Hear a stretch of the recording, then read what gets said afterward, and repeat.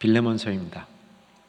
빌레몬서의 특징은 개인에게 바울이 쓴 편지입니다. 바울이 13편의 편지를 쓰는데 그중 9편은 교회를 향해서 썼고 4편은 개인을 향해서 썼습니다. 가장 최근에 읽었던 거죠. 디모데 전서, 후서, 디도서, 빌레몬서. 요 4편지가 개인을 향한 편지이고요. 그러니까 바울로부터 개인적인 편지를 받은 사람은 디모데, 디도, 빌레몬입니다. 디모데에 대해서는 우리가 잘 알고 있고요. 디도도 꽤 알고 있습니다. 그런데 빌레몬에 대해서는 모르는 성도님들이 다수일 것 같습니다. 그래서 오늘은 바울에게 특별한 편지를 받은 빌레몬이 누구인가, 그리고 이 편지는 어떤 내용인가를 통해서 우리에게 주시는 메시지를 담아 보려고 합니다. 빌레몬이 누구였는가? 빌레몬서 1장 1절과 2절을 볼 테인데 같이 한번 1절과 2절을 집중해서 읽으면 좋을 것 같습니다. 마음을 좀 모으시고요. 1절, 2절 달아서 읽어보십시다.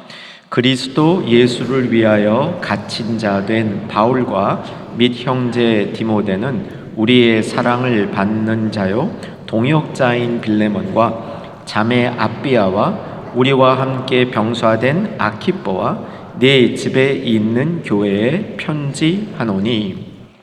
바울과 디모데가 같이 편지하고 있고요. 갇힌 자라는 말은 로마 감옥에 감금되어 있는 상태, 옥중 서신임을 보여주는 겁니다. 이 편지를 받은 사람이 빌레몬인데 사랑을 받는 자요, 우리의 사랑을 받는 자요 동역자다. 이 말은 이렇게 보시면 될 것 같아요. 바울에 의해서 예수 믿게 된 사람이라고 보면 됩니다. 빌레몬이 그래서 그의 사랑을 받는 자. 사랑을 받았다는 것은 예수님을 믿고 정말 아름답게 신앙이 변하고 성장한 경우를 말하겠죠. 그래서 그를 보고 있는 사람에게는 야, 저 사람 참 사랑스럽다, 주님이 볼 때에도 참 사랑스럽다, 이런 인물이었을 겁니다. 동역자는 이렇게 신앙이 차곡차곡 커져가서 빌레몬은 어느덧 바울과 동역하기에 손색이 없는 성숙한 신앙으로 자랐을 것이고, 제 경험상 보게 되면 이런 분들이 저보다 나아지더라고요. 그러니까 어쩌면 바울의 버금가는 그런 신앙을 가지고 한 지역 교회를, 빌레몬이 살고 있는 그 지역의 교회를 섬기는 일꾼, 리더가 되었다, 이렇게 보실 수 있겠습니다. 2절에 보면 자매 아비아가 등장하는데 여기서 자매는 거의 부인이라고 보면 될 것 같습니다. 부인도 상당한 믿음을 갖고 있는 이제 부부 신앙이 아주 좋았던 일꾼이라고 볼 수 있고요.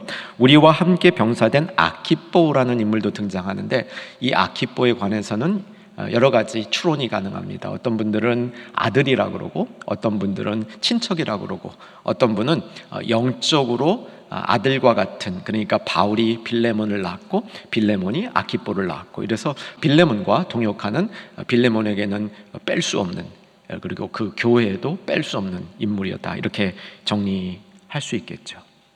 눈여겨볼 것은 2절 후반부에 내 집에 있는 교회라는 말이 나옵니다. 누구의 집입니까? 빌레몬이죠. 빌레몬의 집에 교회가 있었습니다. 이 장소는 골로새입니다. 여러분 골로새서 기억하시죠? 그 골로새에 있는 교회가 빌레몬 집에 있었다, 이렇게 보는 거죠.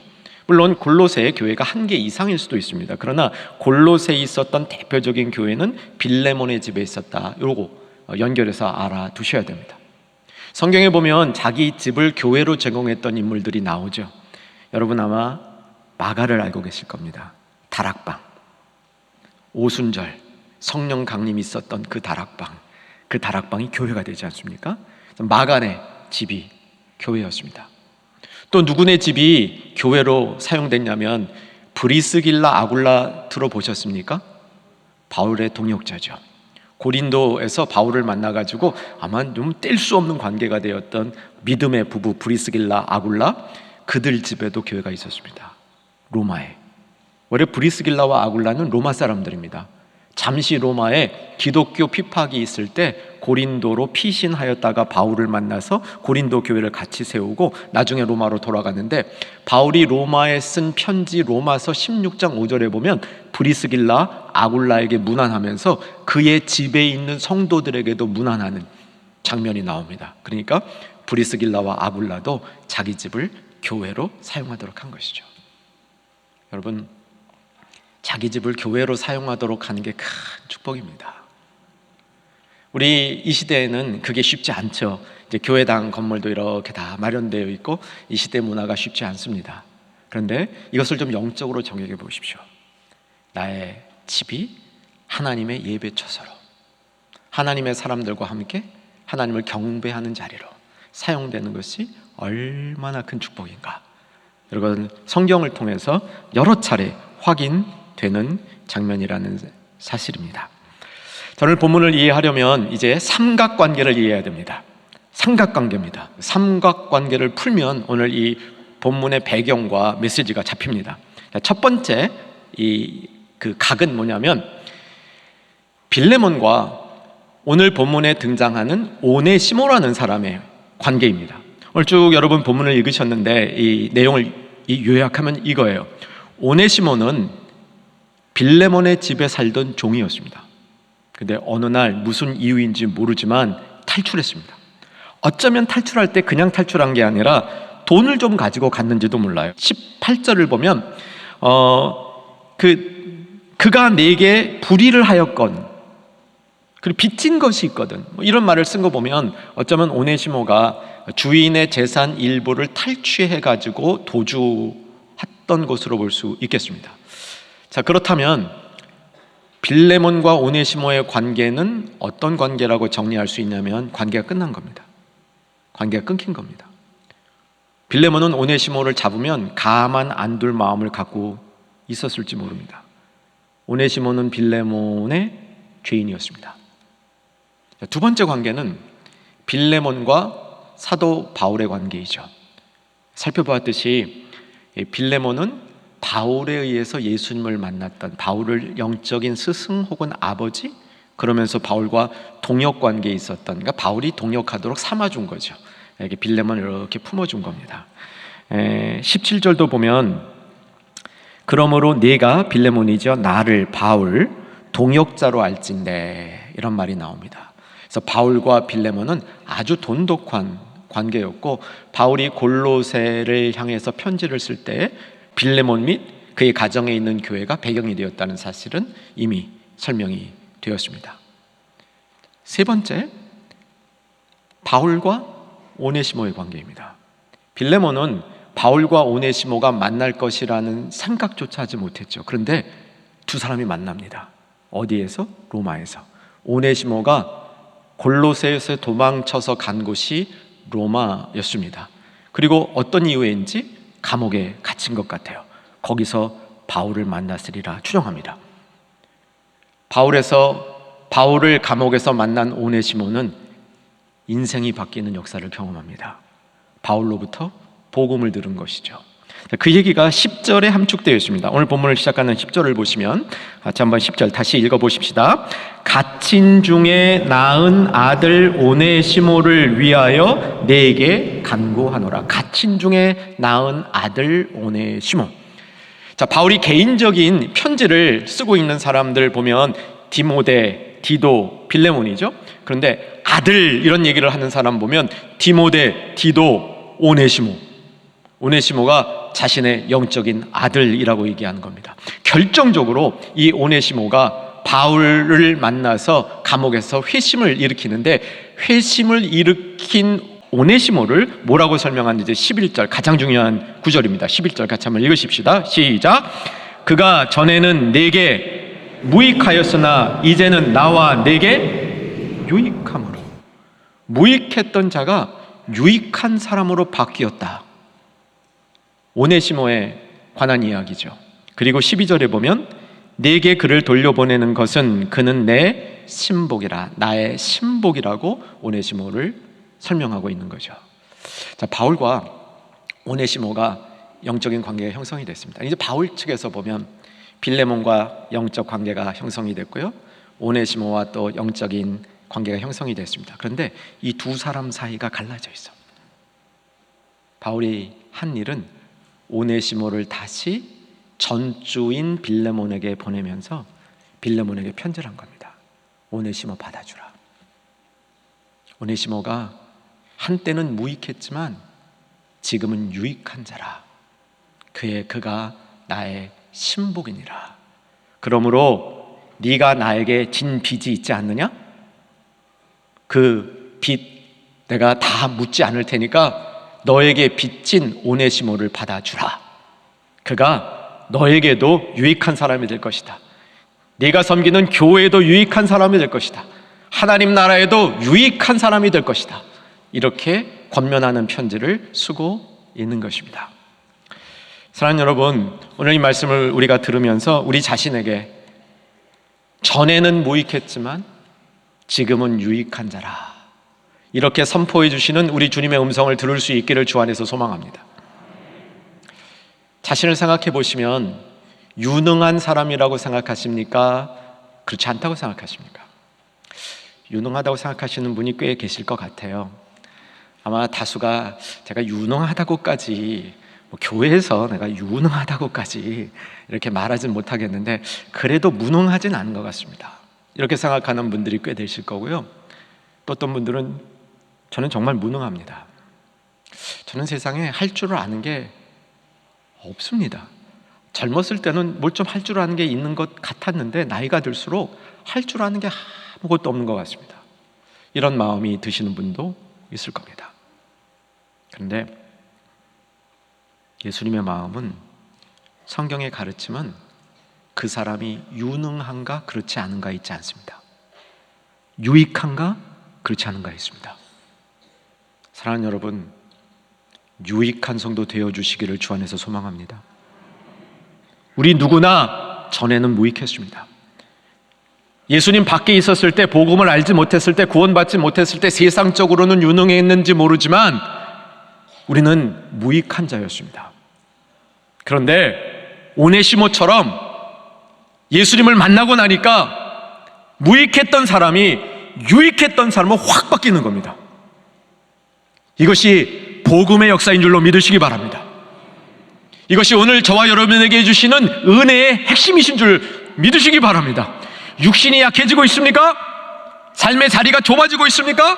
점점점 내 삶의 기쁨보다는 프레셔가 많으십니까? 유익한 사람, 오늘 본문이 선포하는 유익한 사람 되는 일에 더욱더 힘쓰는 우리 모두가 되어야 될 줄로 압니다. 유익한 것은 하나님께 유익한 것이 첫 번째죠. 두 번째는 사람에게도 유익해야 됩니다. 특별히 그 사람 중에 하나님을 잘 섬기는 사람들에게 유익해야 됩니다. 오네시모가 이런 모습으로 변화되었는데 그의 변화를 통해서 우리가 배울 점들을 꼭 배우고 삶의 자리로 돌아갔으면 좋겠습니다. 우리 생활에 무익한 것들이 무엇인지를 구별할 수 있어야 됩니다. 무엇이 나에게 무익하고 무엇이 나에게 유익한지를 구별할 수 있어야 됩니다. 여러분들 삶 가운데 무익한 것들을 하는 것이 있다면 정리를 할 줄 알아야 되겠죠. 그리고 유익한 것을 더욱더 사모할 줄 알아야 합니다. 그래서 제가 제 생각보다는 성경에 나와 있는 유익한 것, 특별히 신약 성경을 중심으로 유익한 게 뭐라는 것을 다 이렇게 찾아봤습니다. 세 가지가 나오더라고요. 유익한 것 세 가지. 답은 거의 뻔한 것들이에요. 근데 원래 뻔한 게 진리입니다. 그래서 뻔한 걸 한번 잘 받아보셔요. 성경이 말하는 유익한 것, 첫 번째 경건이 유익하다고 얘기합니다. 두 번째 성경이 유익하다고 얘기합니다. 세 번째 선한 일에 힘쓰는 것이 유익하다고 합니다. 반복합니다.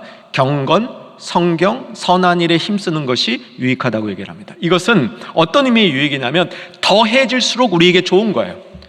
근데 여러분, 더해진다고 다 좋은 게 아닙니다. 여러분, 기름덩어리가 여러분 몸에 더해진다면 좋겠습니까? 좋지 않지 않아요? 그냥 뚱뚱해만지는 거 아닙니까? 비대해지는 거 아닙니까? 건강에 해로운 것 아닙니까? 재물이 많아지는 것 좋은 걸 수도 있고 안 좋은 걸 수 있습니다. 여러분 잘 구별할 수 있어야 됩니다. 그래서 재물이 많아질 때 이게 나에게 유익한가 무익한가 이 구별을 할 줄 알아야 되는 거죠. 그런데 항상 유익한 게 있다는 거예요.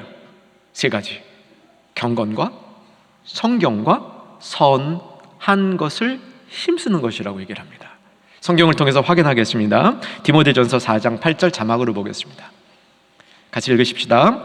육체의 연단은 약간의 유익이 있으나 경건은 범사에 유익하니 금생과 내생에 약속이 있느니라. 두 번째, 디모데후서 3장 16절을 보면 성경이 유익하다 나오죠? 같이 읽겠습니다. 모든 성경은 하나님의 감동으로 된 것으로 교훈과 책망과 바르게 함과 의로 교육하기에 유익하니.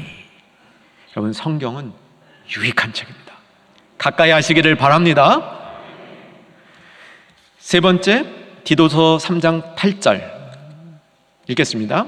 이 말이 밉보도다. 원하건대 너는 이 여러 것에 대하여 굳세게 말하라. 이는 하나님을 믿는 자들로 하여금 조심하여, 그 다음 선한 일을 힘쓰게 함이라. 이것은 아름다우며 사람들에게 유익하니라. 선한 일을 힘쓰게 하는 것은 사람들에게 아름다우며 유익한 것이라고 이야기합니다. 그런데 이제 유익한 영역을 우리가 알았는데, 유익한 또 다른 측면은 사실은 쓰이기에 좋을 때 유익한 겁니다. 그 자체가 값진 것보다는 잘 쓰일 때 유익한 겁니다. 성경이 말하는 유익의 또 다른 측면은 하나님이 잘 쓰시기에 편리하도록 제공되고 있는 게 유익한 겁니다. 바울이 오네시모가 전에는 무익하였으나 이제는 유익하니라 했을 때 그 유익은 잘 사용될 수 있도록 준비되었다는 겁니다. 그래서 여러분, 성경은 유능한 것을 그다지 추구하지 않습니다.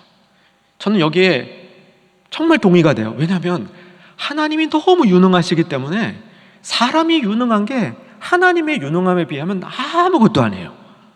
그래서 하나님은 사람을 유능하게 만들려고 그러면 얼마든지 유능해 하실 수 있고, 하나님의 유능함으로 얼마든지 주님의 일을 할 수 있어요. 그래서 사람에게 필요한 것은 유익한 게 필요한 겁니다.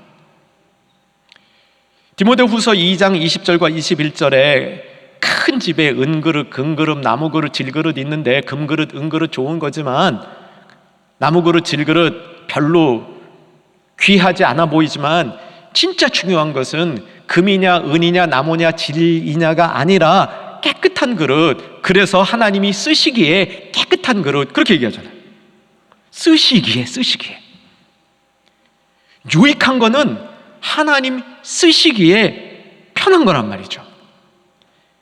오네시모가 예수님을 만나니까, 복음을 들으니까 바울에게 얼마나 유익한 사람이 되는지 모릅니다. 오네시모가 원래 종이었잖아요. 사람 섬기는 거 잘했잖아요. 오네시모는 제가 볼 때는 종으로서 유능했던 종 같아. 이게 남의 집 도망가는 거예요. 무능한 종이 할 수 있는 일이 아닙니다. 종 중에서 난종이죠. 난종. 그러니까 도망갈 국리를 하는 거예요. 도망갈 능력도 있는 겁니다. 근데 오네시모가 그렇게 종으로 도망갈 생각만 하던 종이 예수님 만나고 복음 듣고 바울이라는 사람을 딱 만나서 이 정말 인생을 이렇게 사는 거구나 하고 붙들리니까 그의 무익함이 유익함이 될 때 종으로서 단련된 이 섬김이 그 안에 복음이 들어가니까, 그 안에 예수가 들어가니까 바울을 옥중에서 섬기는 데는 누구보다 탁월한 겁니다.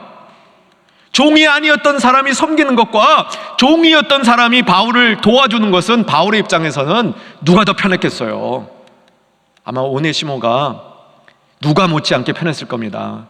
누가는 의사니까 여러모로 도움이 컸겠죠. 그 주변에 있는 이 디모데 같은 사람, 이 동료로서 좋았을 겁니다. 그런데 종으로 몸이 밴 오네시모가 복음을 받으니까 얼마나 유익한 사람이 되는지 모릅니다. 그래서 그는 나의 신복이라. 그는 나의 신복이라. 12절. 유능해진 모습을, 유익해진 모습을 신복이라는 단어로 바꾸어서 설명하고 있습니다. 여러분, 세상에서 유익한 사람 되십시다. 그런데 하나님 앞에 유익함으로 세상에서도 유익한 사람 되십시다. 특별히 세상에서 하나님을 잘 섬기는 사람들에게 유익한 사람 되십시다. 제가 이 말씀 여러분하고 꼭 붙들고 가고 싶은 말씀이라 반복하는데, 로마서 14장 18절 찾읍시다. 오늘 본문 끼워두시고 로마서 14장 18절로 이동해 보십시오. 로마서 14장 18절 빠른 속도로 찾아보시기 바랍니다. 로마서 14장 18절, 전에 본 구절이지만 오늘 한번 마음에 새기면서 다시 같이 한번 읽겠습니다. 이로써 그리스도를 섬기는 자는 하나님을 기쁘시게 하며 사람들에게도 칭찬을 받느니라. 밑줄 안 그어져 있으면 그셔요. 체크해 두셔야 됩니다. 그리스도를 잘 섬기는 자가 사람에게도 하나님을 기쁘게 할 뿐만 아니라 사람에게도 칭찬을 받는다. 그리스도를 잘 섬기는 얘기는 앞에 17절을 보면 하나님 나라를 잘 섬기는 자예요.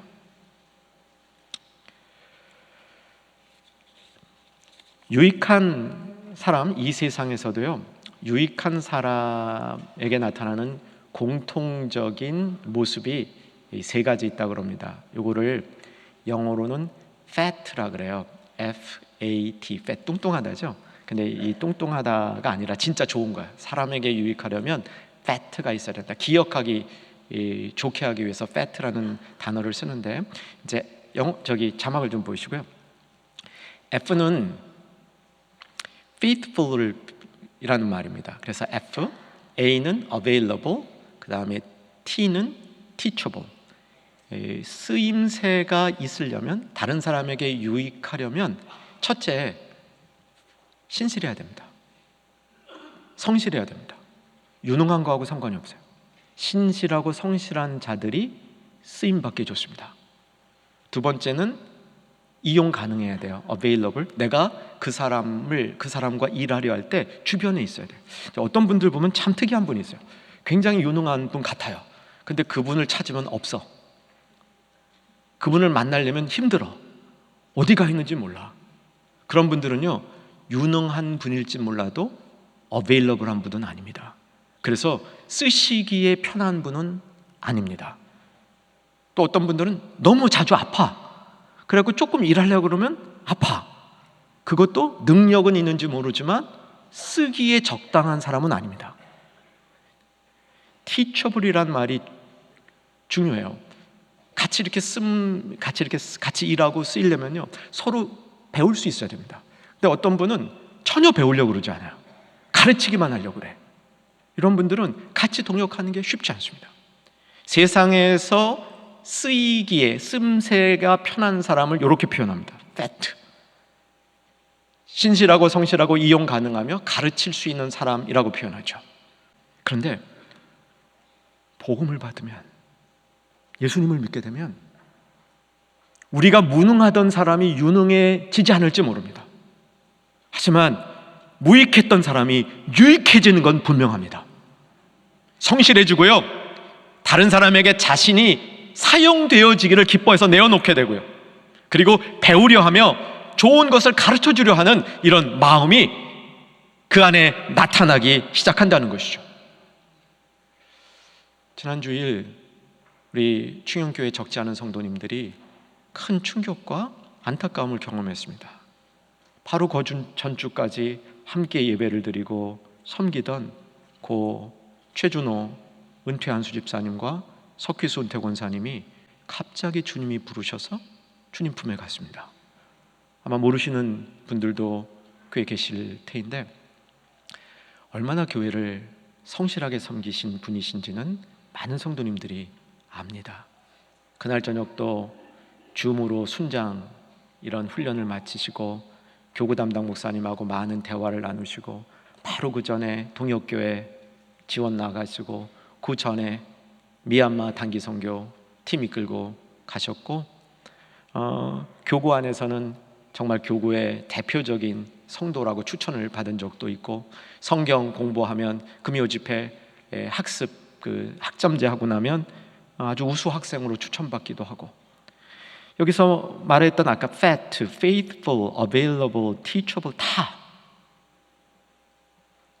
갖추고 있었던 분 같아요. 유익한 분이셨죠. 우리는 왜 이런 분을 하나님이 빨리 데려가시는지 다 알 수 없습니다. 계획이 있다는 것만 알고 있으시죠. 그분이 우리 같이 있었을 때 유익한 분의 모델과 기억을 남겨주시고 가셨습니다.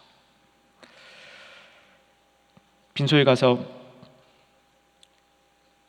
상주들에게 별 위로의 말이 잘 떠오르지 않았는데, 그 앞에 딱 떠오른 주님이 주신 말씀은 거지 나사로가 죽었을 때 천사들에게 받들려 아브라함의 품에 가서, 천사들에게 받들려 아브라함 품에 갔다.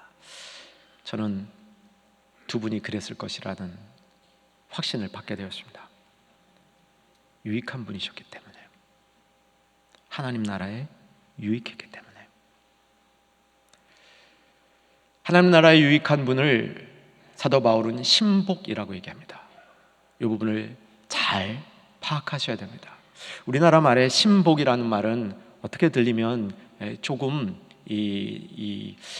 잘못 오해 소지가 있습니다.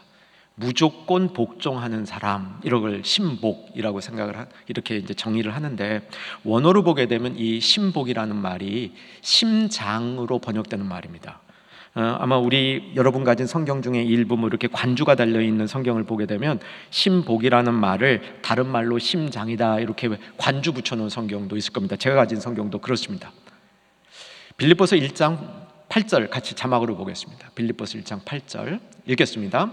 내가 예수 그리스도의 심장으로 너희 무리를 얼마나 사모하는지 하나님이 내 증인이시라. 여기 심장이란 말이 신복이란 말과 같은 말이에요. 이것은 우리의 감정을 이렇게 막 극률한 마음으로 들끓게 하는, 그러니까 심정이 하나로 되게 하는 이런 요소를 얘기해 주는 겁니다. 다른 곳에서는 마음이라고도 번역을 합니다. 그러니까 바울은 하나님 앞에 유익하게 된 오네시모를 보면서 내가 마음대로 내가 우지할 수 있는 그런, 내 말이라면 무조건 맹종하는 그런 종 중의 종이라는 뜻이 아니라, 오네시모와 바울이 하나님 안에서 같은 심장을 가지고 같은 마음을 가지고 심정을 통해서 같이 동역할 수 있는 동역 관계임을 표현해 주는 그런 단어로서 신복이라는 말을 사용한 것이죠. 사랑하는 여러분, 하나님의 신복이 되시기를 주 안에서 소망하며 축복합니다. 예수 믿고 복음받아 구원받고 인생이 변화된 성도들은 하나님 일에 신복이 되는 겁니다. 그게 무익에서 유익으로 바뀐 사람의 모습인 거죠.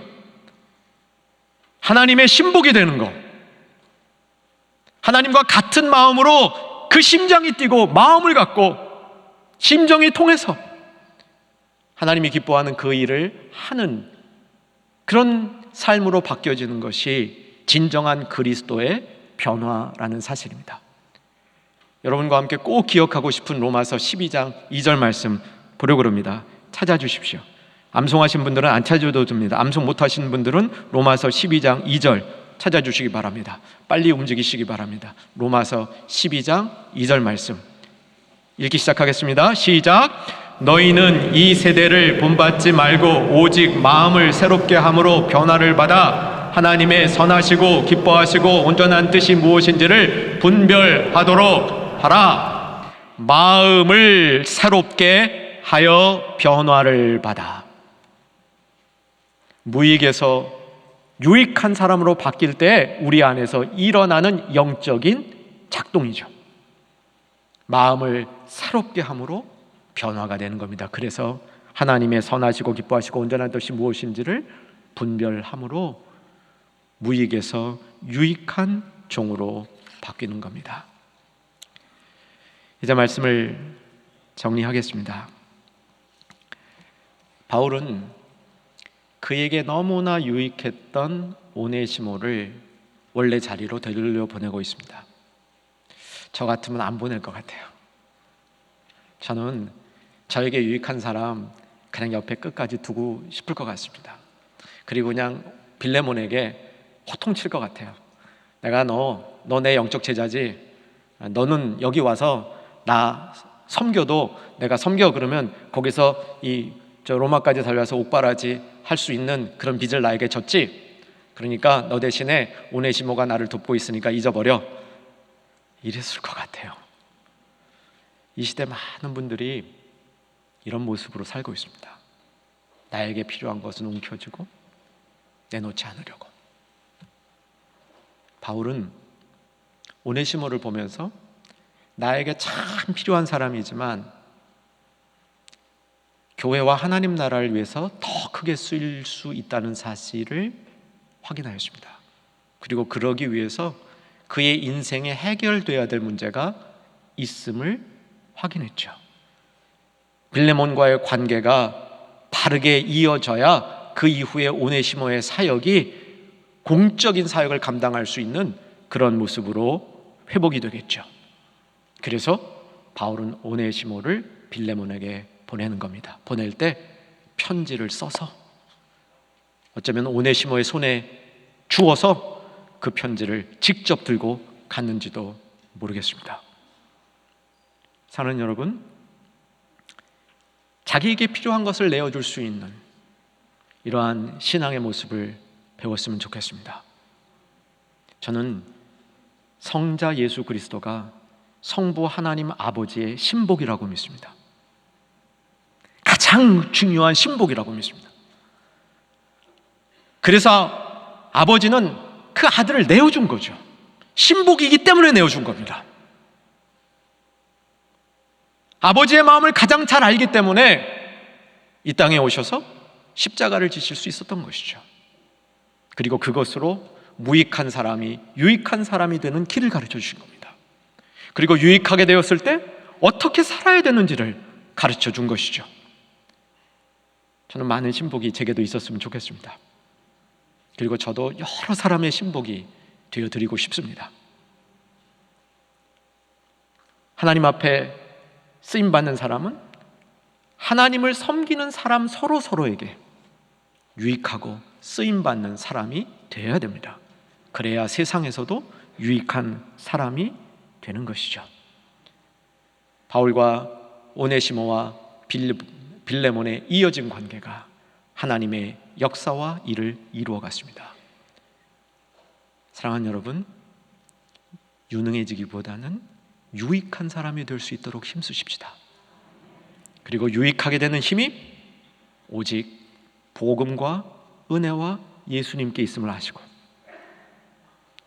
유익하게 될 때 하나님과 하나님 나라의 신복이 되는 역사 우리 모두에게 일어나기를 주 안에서 소망하며 축복합니다.